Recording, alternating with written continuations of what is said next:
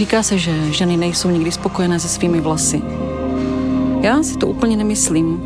Například já jsem vždycky chtěla mít dlouhé, lesklé, vlnité.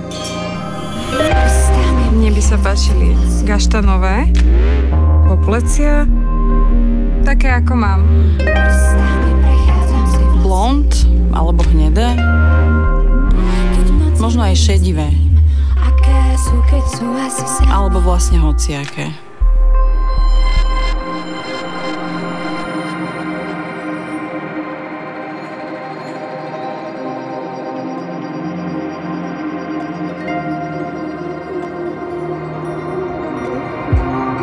Hlavne nech už dorastú.